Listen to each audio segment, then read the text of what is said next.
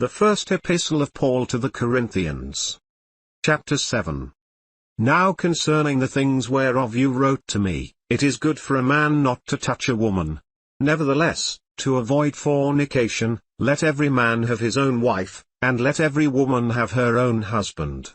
Let the husband render to the wife due benevolence, and likewise also the wife to the husband. The wife has not power of her own body, but the husband, and likewise also the husband has not power of his own body, but the wife.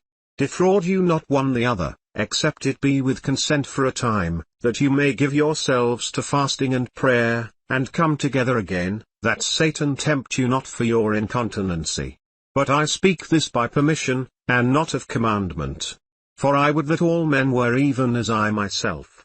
But every man has his proper gift of God, one after this manner, and another after that.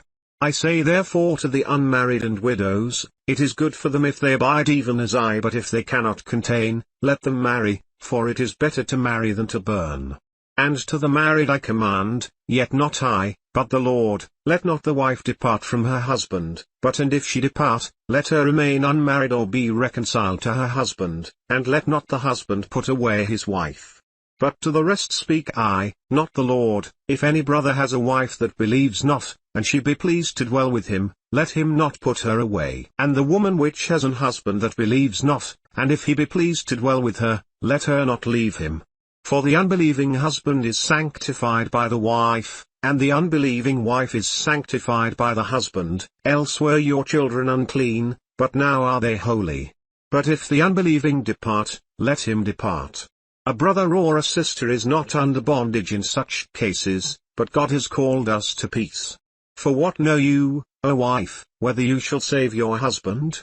Or how know you, O man, whether you shall save your wife? But as God has distributed to every man, as the Lord has called every one, so let him walk. And so ordain I in all churches. Is any man called being circumcised? Let him not become uncircumcised. Is any called in uncircumcision? Let him not be circumcised. Circumcision is nothing, and uncircumcision is nothing, but the keeping of the commandments of God. Let every man abide in the same calling wherein he was called. Are you called being a servant? Care not for it, but if you may be made free, use it rather.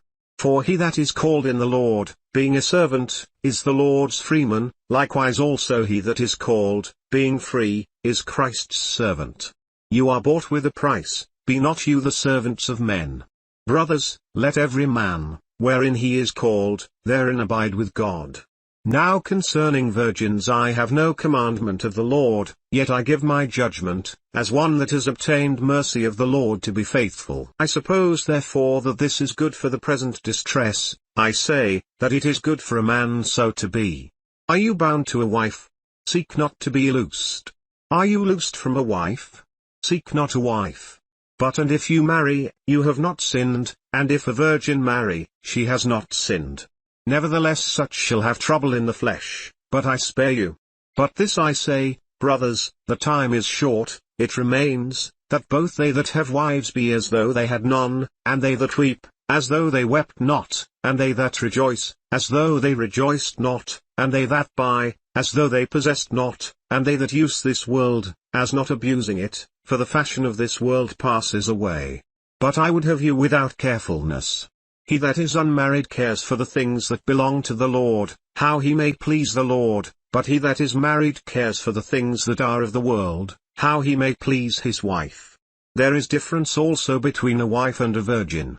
The unmarried woman cares for the things of the Lord, that she may be holy both in body and in spirit, but she that is married cares for the things of the world, how she may please her husband. And this I speak for your own profit, not that I may cast a snare on you, but for that which is comely, and that you may attend on the Lord without distraction. But if any man think that he behaves himself uncomely toward his virgin, if she pass the flower of her age, and need so require, let him do what he will, he sins not, let them marry. Nevertheless he that stands steadfast in his heart, having no necessity, but has power over his own will, and has so decreed in his heart that he will keep his virgin, does well. So then he that gives her in marriage does well, but he that gives her not in marriage does better. The wife is bound by the law as long as her husband lives, but if her husband be dead, she is at liberty to be married to whom she will, only in the Lord.